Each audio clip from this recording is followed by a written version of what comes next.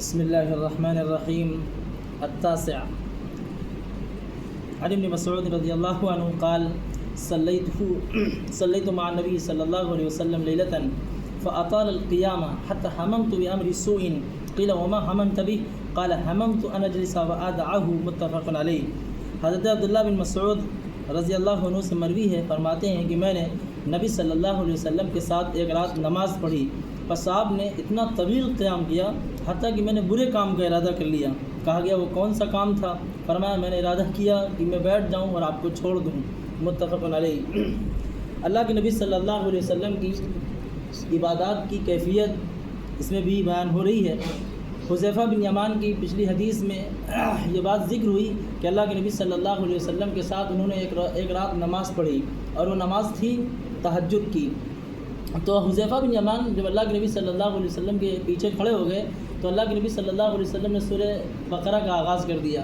تو انہوں نے دل میں سوچا کہ 100 آیتیں پڑھیں گے، اس کے بعد رکوع کر لیں گے۔ تو اللہ کے نبی صلی اللہ علیہ وسلم سورہ بقرہ مکمل کر گئے۔ پھر جب سورہ بقرہ مکمل ہو گئی تو اللہ کے نبی صلی اللہ علیہ وسلم نے سورہ آل عمران شروع کر دی۔ انہوں نے پھر سوچا کہ اب آل عمران شروع ہو گئی، اب 100 آیتوں کے بعد رکوع کر لیں گے، ہم ان کے ساتھ رکوع کر لیں گے۔ تو اللہ کے نبی صلی اللہ علیہ وسلم نے سورہ آل عمران بھی مکمل پڑھ لی۔ اب سورہ نساء کی باری آئی تو سورہ نساء بھی مکمل پڑھ لی۔ اب یہ اللہ کے نبی صلی اللہ علیہ وسلم کی نماز کا حال بتا رہے ہیں کہ یہ بتلا رہے ہیں کہ اللہ کے نبی صلی اللہ علیہ وسلم اتنی عمدگی کے ساتھ تلاوت کر رہے تھے قرآن کی، اور اتنی آہستگی کے ساتھ اور نرمی کے ساتھ اور اتنی ملائمت کے ساتھ اور الفاظ کے مخارج کا صحیح خیال کرتے ہوئے، رعایت کرتے ہوئے مترسلاً کا ذکر آیا تھا وہاں پر۔ تو انہوں نے بیان کیا کہ جب اللہ کے نبی صلی اللہ علیہ وسلم تسبیح والی آیتوں سے گزرتے تو تسبیح بھی کرتے، اور جب آیتیں سوال ہوتی جہاں اللہ سبحانہ و تعالیٰ نے اس بات کا بندوں سے مطالبہ کیا ہے کہ اس سے مانگو، سوال کرو، تو اللہ کے نبی صلی اللہ علیہ وسلم وہیں پر سوال بھی کرتے۔ اور جب تعوذ والی آیتیں آتی جہاں اللہ سبحانہ و تعالیٰ کی پناہ مانگنے کی، امان مانگنے کی ذکر آتا تو اللہ کے نبی صلی اللہ علیہ وسلم وہاں تعوذ بھی کرتے۔ تو یہ اللہ کے نبی صلی اللہ علیہ وسلم کی طویل عبادتوں کا حال تھا۔ تو اللہ کے نبی صلی اللہ علیہ وسلم کی وہ روایت یہ عبادت گزر چکی، اور یہاں پر عبداللہ بن مسعود رضی اللہ عنہ کی حدیث ہے، یعنی وہ بیان کرتے ہیں کہ اللہ کے نبی صلی اللہ علیہ وسلم کے ساتھ میں نے ایک رات نماز پڑھی تو اتنا طویل قیام کیا کہ میں نے برے کام کا ارادہ کر لیا۔ تو علماء نے لکھا ہے کہ برے کام کا ارادہ انہوں نے کیوں کہا، یہ محل نظر اور محل غور چیز ہے۔ یعنی انسان اگر تھک کر بیٹھ جائے تو یہ کیا برا کام ہے؟ نماز میں کوئی انسان اگر تھک جائے، لمبا قیام نہ کر پائے تو وہ بیٹھ نہیں سکتا کیا؟ تو علماء نے اس گتھی کو یوں سلجھایا ہے کہ کوئی بھی انسان اگر طویل قیام کی ہمت اور طاقت نہیں رکھتا ہے تو وہ بیٹھ سکتا ہے، اس میں کوئی مذاقہ نہیں۔ لیکن حضرت عبداللہ بن مسعود کی غیرت ایمانی اس بات کا تقاضا کر رہی تھی، اور اللہ کے نبی صلی اللہ علیہ وسلم کے تعلق سے انہوں نے یہ سوچا کہ میں کیسے اللہ کے نبی صلی اللہ علیہ وسلم کو کھڑا چھوڑ دوں اور میں بیٹھ جاؤں۔ یعنی احترام، اللہ کے نبی صلی اللہ علیہ وسلم کا احترام اور آپ کی تقدیس یا آپ صلی اللہ علیہ وسلم کا احترام اور رسپیکٹ اتنا تھا کہ انہوں نے اپنی نماز میں یہ بھی ان کے ساتھ کھڑے رہے۔ پھر اللہ کے نبی صلی اللہ علیہ وسلم سے انہوں نے ذکر کیا کہ میرا تو ارادہ ہو گیا تھا کہ میں آپ کو چھوڑ دوں، میں نماز بیٹھ کے پڑھنے لگوں، تو اللہ کے نبی صلی اللہ علیہ وسلم مسکرائے ہوں گے، تو یہاں پر ذکر نہیں ہے۔ تو حضرت عبداللہ ابن مسعود رضی اللہ عنہ کا یہ بیان کہ اللہ کے نبی صلی اللہ علیہ وسلم طویل قیام کب کرتے تھے، اسی وقت کرتے تھے جب تہجد کی نماز میں ہوتے تھے۔ تو علماء نے اس میں اختلاف ہوا کہ اب طویل قیام افضل ہے کہ کثرت سجود افضل ہے، یعنی انسان زیادہ سے زیادہ سجدہ کرے یہ افضل ہے، رکعات زیادہ پڑھے یہ افضل ہے کہ طویل قیام افضل ہے۔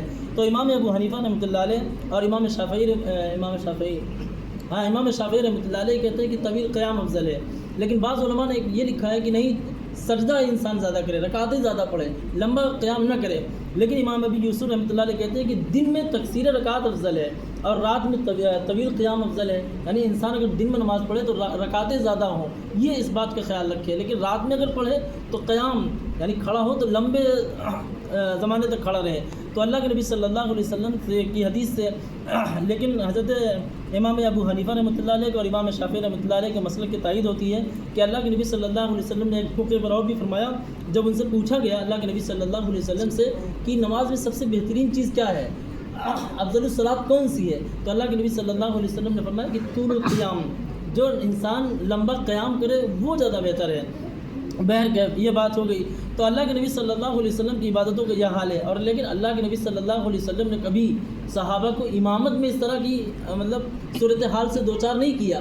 جب بھی نماز پڑھائی تو مختصر پڑھائی، اس دور کے لوگوں کے ایمان کو دیکھتے ہوئے، اس دور کے لوگوں کی طاقت کو دیکھتے ہوئے اور ان کی مصروفیت کو دیکھتے ہوئے پڑھایا. اور اللہ کے نبی صلی اللہ علیہ وسلم نے عام ضابطہ اور اصول یہ دیا کہ اذا اما احدکم فلیخفف، جب تم میں سے کوئی مطلب نماز پڑھائے، امامت کرے اور لوگوں کا امام ہو جائے تو تخفیف سے کام لے، مختصر آیتیں پڑھیں، مختصر نماز پڑھے. اور پھر یہ فرمایا کہ فَإِنَّ فِيهِمْ الضَّعِيفَ وَالْكَبِيرَ وَذَا الْحَاجَةِ، لوگوں میں کچھ ضعیف بھی ہوتے ہیں، بوڑھے ہوتے ہیں، بچے بھی ہوتے ہیں، کچھ حاجت مند بھی ہوتے ہیں، تو بیچارے وہ کس انداز سے، وہ کس حال میں آ کے کھڑے ہیں. تم تو سورہ بقرہ، سورہ آل عمران، سورہ نساء پڑھتے جاؤ گے.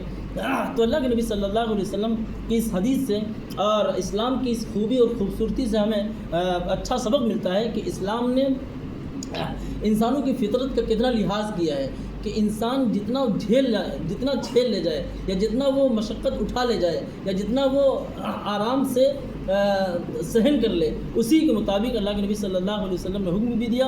اور حضرت معاذ بن جبل کو ایک مرتبہ ڈانٹا بھی، جب وہ عشاء کی نماز لمبی لمبی پڑھانے لگے تو لوگوں نے آ کے شکایت کی کہ اللہ کے نبی یہ تو بہت لمبی لمبی نمازیں پڑھاتے ہیں. تو اللہ کے نبی صلی اللہ علیہ وسلم نے خفگی کا اظہار کیا، اپنا غصہ دکھایا، فرمایا کہ افتان انت، کیا تم لوگوں کو دین سے برگشتہ کرنا چاہتے ہو، یعنی بدکانا چاہتے ہو، یہ چاہتے ہو کہ لوگ نماز ہی نہ پڑھیں.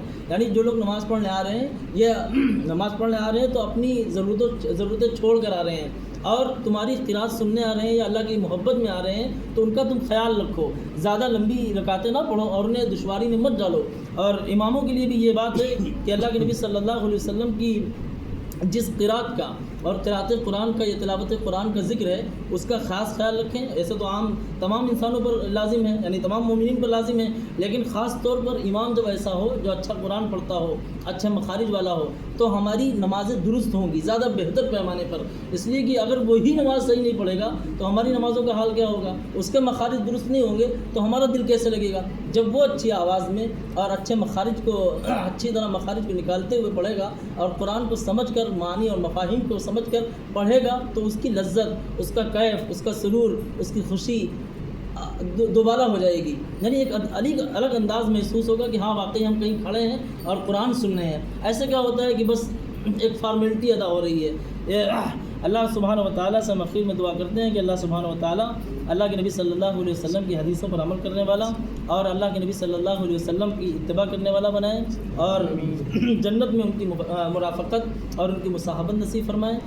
سبحانک اللہم و بحمدک، اشہد ان لا الہ الا انت، استغفرک و اتوب الیک.